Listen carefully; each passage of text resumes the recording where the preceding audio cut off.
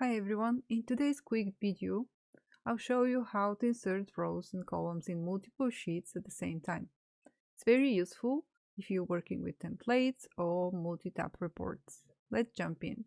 I have a budget tracker here with 4 different sheets and I want to add additional columns and rows on top and on the left of each of the sheets, but I don't want to do it one at a time.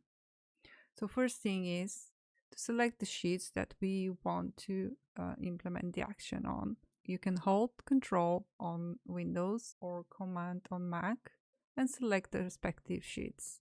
You will see them turning white. This is useful when you want to implement the action only on certain sheets.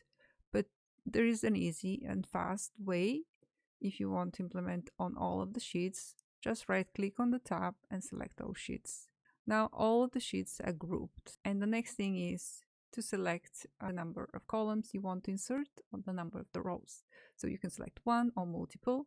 Let's try 3 and right click, select insert, or you go to home and insert sheet columns.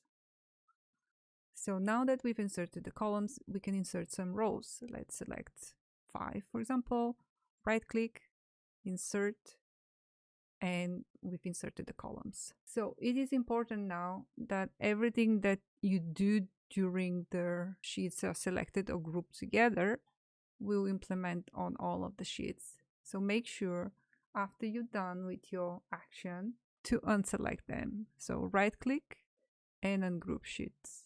So now that you ungroup, you can check the result. We have 3 columns and 5 rows. On the third one, we have the same number of columns and rows. And that's it. Super quick and handy. If this saved your time, hit like and subscribe for more Excel tips. See you in the next one. Thank you for watching.